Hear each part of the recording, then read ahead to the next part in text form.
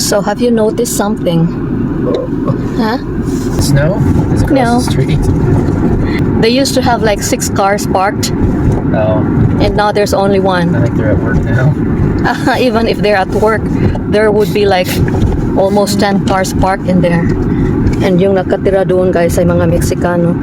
Halos hindi na kami makaback out kasi puno yung driveway ng mga cars. Kasi uso sa kanila dito is there would be like a number of families who would be living in one house. So ngayon, isa na lang. So free na kaming makaback out. Bakit kaya? Tanong-tanong. Ang lamig, ang lamig, ang lamig. It's so cold! Very cold! Fidalgo? Ha? Don't jump! So itong mga taong ito guys ay napakabait talaga. Sila yung carpenter ng contractor ko. Buti na lang hindi sila na-deport. Siguro ano sila, legal immigrants sila dito sa Amerika. Anyway, kita nyo yung roof dyan. Akyatin ko yan. Kala nyo sila lang marunong umakyat ha? Guys, kung nakita niyo yung first clip sa video na ito, pinakita ko yung mga Meksikano na nagrirenta doon sa bahay across the street of our house, yung tinitirahan namin ngayon. Before guys, from 6 to 8 cars ang nakaparking doon. Tapos ngayon isa na lang, you know why? Guys, probably hindi sila legal immigrants. Yan na si Carpentera guys, paakyat-akyat na sa bubong. Enjoy kasi ako. Tapos sabi ng Meksikano na wag kang umakyat dyan kasi madulas ka. Madulas okay lang. Gusto ko naman Guys, yan na si Carpentera. Gusto ko sanang pumunta dun sa tuktok ng atop. At gusto ko kasing maging Darna kaya lang nakita ko ng asawa ko tapos pinagalitan ako, baba ka dyan!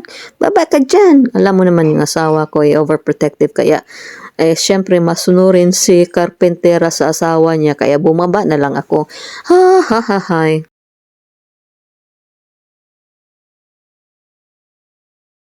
You have a question? Oh yeah, No, that's that's quick. Yeah, plumbing question. The plumber needs to know, he actually needs the body valve for the shower.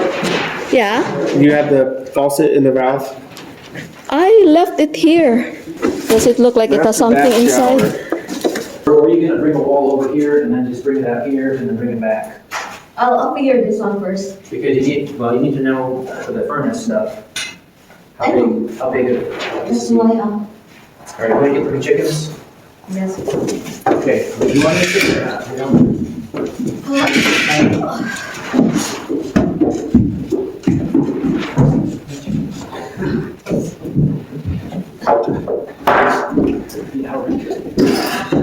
No, got any thumbs up right or not? Closest is the, That's the dining, the kitchen, and the front room all rolled into one. Do you think that would fit there? I would probably just get a banquet. Get what? Banquet. Like for diner. Oh, here we go. From upstairs going down to the basement. Tapos, door dito kasi enclosed ito. Yan, enclosed yan. Tapos, pagpasok mo dito, this is going to be the in-law suite. And, yan. Yan dyan. Tapos dyan, hanggang doon, yan yung mechanical room. The mechanical room includes the water heater and the furnace, right? Because air condition will go outside. Are you talking to me? I'm talking to myself and to you. Tapos ito na, ito na yung mini bedroom ng in-laws or kapatid ko, ipatira ko dito. Tapos, malaki yung niya, bed niya. Tapos, ang wall is up to here. And then, coming out, ito na yung magiging front room, a mini, probably a love seat here, and then dining here, and then kitchenette here, tapos bathroom dyan, tapos, yan. Ito na yung bathroom, going in, pasok mo, kachilias dyan, shower dyan, and then vanity dito. Tapos i-enclose ko ito para yung mga pusa doong banda. Tapos dyan, magiging storage or closet. So, dito, palabas dito, para may access din ang asawa ko kasi ito ang kanyang playroom together with the cats. So yan yung entrance din sa ditong banda para sa bathroom. Tapos door para sa catio, main door para galing garage papunta dito sa loob. So yan na po. Tingnan nyo. What is this for the pump? Water pump? This, Yeah. that's a drain. Oh, Water drain. gets on the floor, Oh yeah, just in case if the water heater would overflow. it's got somewhere to go. Yeah. So ito, what is this pipe? That is your. For toilet? That is your, no, that Washer and dryer. washer dryer. Yeah, ito yung washer and dryer. Tapos na ano na yan, may connection na yan under the cement papunta sa labas. So that's it. And then this one is the toilet and the bathroom. And my heated tub. Hallelujah.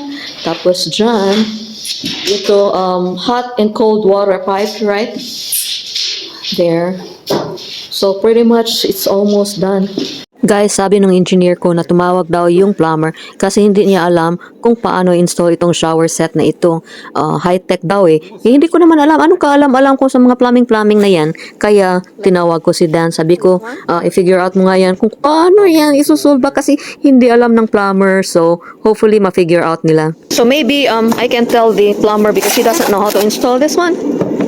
I can tell them that you can work with Dan because he's the expert. Remember, Corey, what do you always tell me? Like, Dan would just look at stuff and it's like, this connects here and there, and then, this can work there. And then after, like, I can figure it out, but don't. after 10 minutes, like, you figure everything out. So this one is the valve? No, this is on. The thermostat. hot, cold. So where's the valve then? This would be, I would say this would be your valve. Which one? Hot, this. Oh, okay. We will get the combo, right? 3-in-1. I don't know about, well, we'll Like it dries and It washes and dries. gets a cheap one, huh? No, because we don't have space. Like, look at that. How much does that cost? it's actually, 1,500. I mean, if you get the two, those are like, No, the stacking. I thought you Well, was talking about a washes Combo. and dries. there's one that just in has, Yeah. one. yeah, Yeah. that's what the, I mean, if you get those, that's about the same price as getting the 2-in-1, I think. A little bit over, probably like $200 2-in-1. more. I mean,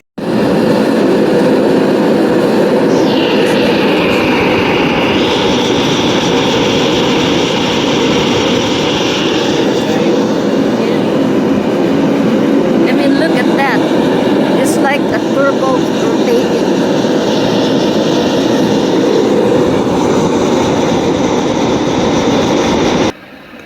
Hi guys, it's me again. Sorry, naputol yung video ko kanina or kagabi. It's the next day actually and I wasn't able to finish my video kasi akala ko na-save yung na bini-video namin ng asawa ko while driving coming back home but hindi, naputol yung iba. But anyway, where was I? Oh, sorry pala, hindi ako nakapag-video na medyo matagal kasi nagtago ako. Tago. Joke. Alam nyo guys, maraming nag-alsa balutan ng mga foreigners dito at umuwi na sa kanilang pinanggalingan kasi may bago kasing administration ngayon and they are imposing to get rid of illegal immigrants here in America. Tanda na nung kuha ko guys. Oh. But anyway, so yun and what can I say? So galing kami sa construction kagabi, tapos at the back of my mind, bakit ako construction kung papauwiin lang naman ako yung ganun ba forcibly. I've heard na merong 29 Filipinos that were deported and coming soon would be another 90 something or 40 something, ewan ko sa number of counts but talamak talaga yung mga Filipinos dito guys na who are living here illegally and so it's either they will self-deport themselves or dadakpin sila. Nag-uusap kami ni Corey kagabi, sabi ko, Borg, what if I will be deported? Sabi niya, you will rejoice. You will rejoice dahil guys, I've been here in the US for going to 18 years and hindi pa ako American citizen. So why didn't I get my American citizenship? Why didn't I apply for American citizenship despite of the fact that, I've been living here for almost 2 decades already? The answer for that is because wala talaga akong plano maging mestiza, guys. Tingnan niyo pagmumukha ko. Kahit sa ang angle, wala talaga, hindi talaga pwede maging American citizen. Hindi naman ako mestiza. Kaya, joke. No, in as much as, there are so many privileges if you are a citizen in this country, I still don't have this desire to, like, really live here for the rest of my life. Gusto ko pa rin umuwi, gusto ko pa rin mag-retire dyan sa Philippines, and gusto ko pa rin, in fact, when my husband and I, when we were dating, I told him na, sige, ako pupunta dyan sa Amerika, but after 10 years, balik tayo sa Pilipinas. And, kasi ang hirap kaya dito, guys. Alam nyo, kung hindi kayo nakapunta dito, ay, nag-daydream kayo na punta dito. But there are so many challenges to be living in a place not your own. Number one na dyan yung loneliness. Wala kang taong makikita sa daan. Pagdating ko dito, oh my gosh, I asked my husband, where are the people? Walang tao sa daan, guys. So, oh my gosh. And then number 2 is yung weather, ang lamig-lamig. 4 months, 3 to 4 months in a year, feeling mo nasa freezer ka. No, not 3 to 4 months. Probably in that 3 to 4 months, probably like 2.5 months, feeling mo nasa refrigerator ka, and sometimes nasa freezer ka na matatanggal yung tenga mo. That. And then, hindi gaya sa atin na pag gusto tayong pumunta sa mga friends natin, we just show up, dito sa Amerika, guys, hindi.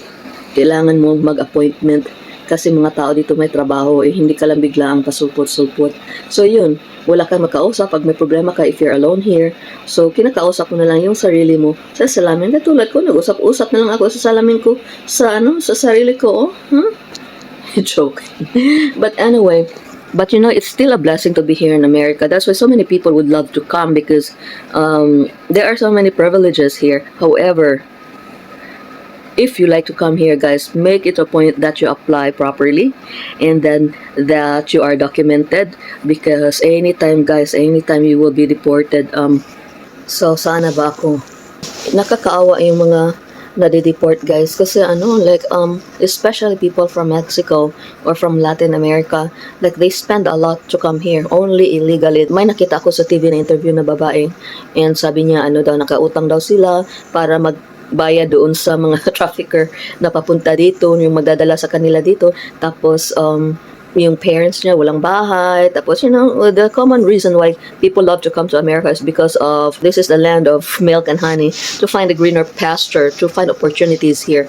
Unfortunately, like, they just jump over the fence, over the bakod. Sila, ano ba yung TV series before na over the bakod? But anyway, so yun, nadakip siya, and then she was crying because she said that uuwi siya sa I don't know, sa Latin America na walang pera, may utang pa, tapos yung parents niya walang bahay, tapos napusasan pa siya, guys, kasi illegal, pusasan ka talaga. Ganun ka harsh yung reality dito, guys. Pag nadideport ka, like, you will be treated as a criminal because number 1, you did not follow the law of the land, You have to be properly documented if you come here.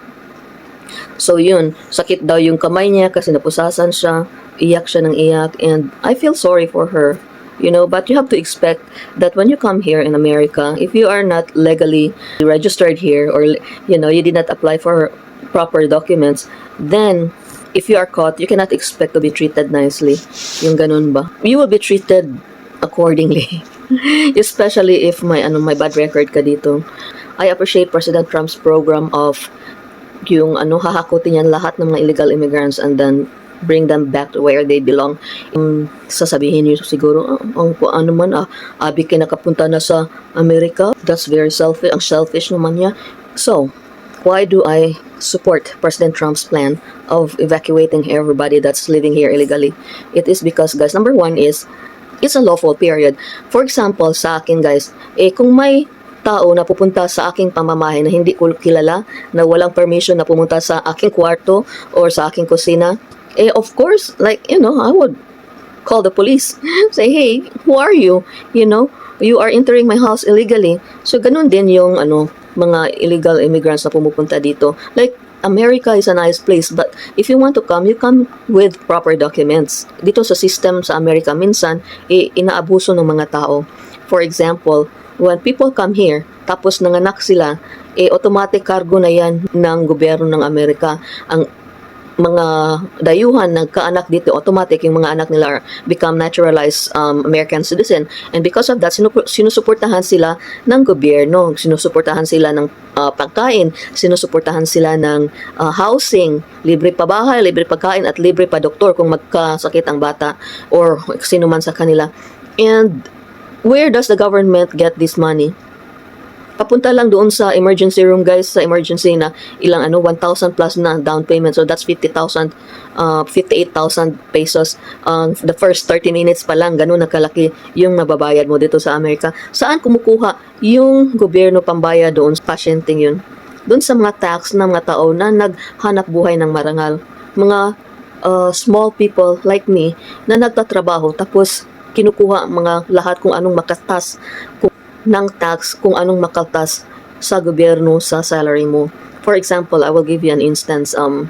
Yung brother-in-law ko is a doctor. Almost 40% sa kanyang salary goes to tax. Isn't that unfair? Siya yung nagtatrabaho minsan 3 araw, walang proper tulog. Asikaso sa mga pasyente.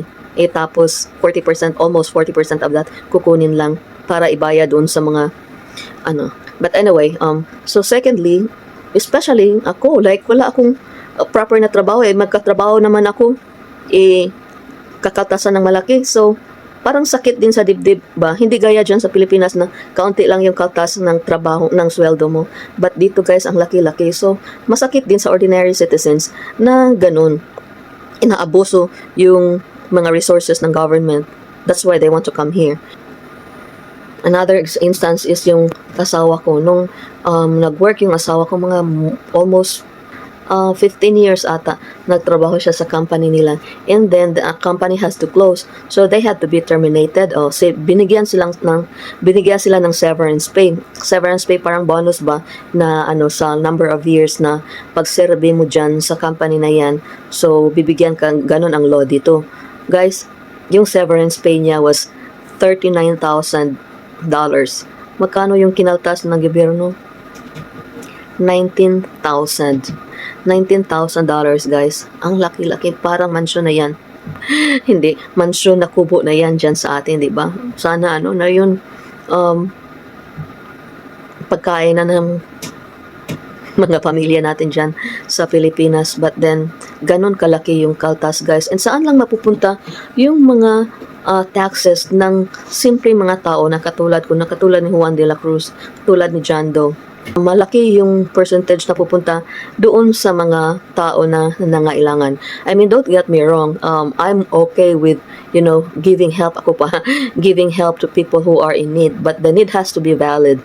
Unfortunately, inaabuso ng mga tao yung provision ng government. For example, punta sila dito, tapos anak sila ng anak, siyempre natural born citizen na yung mga anak nila. So, walang choice yung gobyerno kung hindi ipo-provide yung lahat ng mga needs nila. Yun, anak sila ng anak, hindi nagtatrabaho. So, libre sila lahat, no need to work. Sinong nahihirapan? Yung mga trabahante na kaunti lang yung sweldo kasi kinakaltas yung tax nila para sa mga taong yun. And then when I was working at the hospital, guys,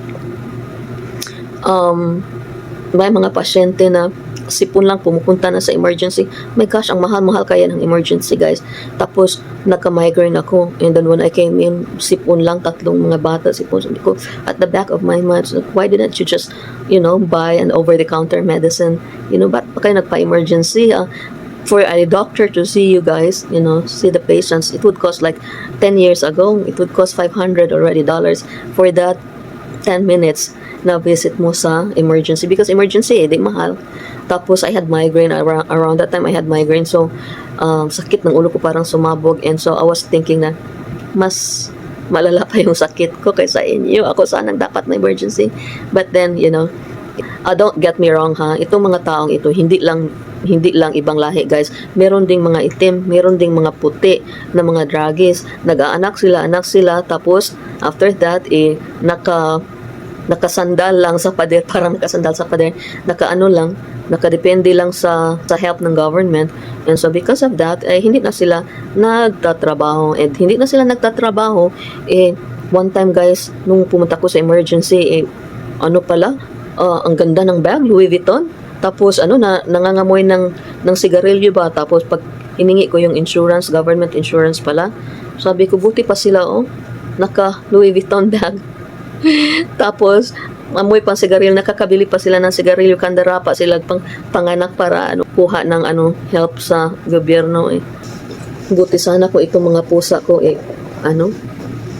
ituturing na natural citizen, kasi natural citizen naman ito natural cat citizen. Dapat may din to, may help din to galing kasi nagbabayad kami na asawa ko ng tax. But anyway, joking aside, so yun, buti pa sila guys, nakaka-afford ng Louis Vuitton, nakaka-afford ng bumili ng mga sigarilyo, tapos yung livelihood nila is galing sa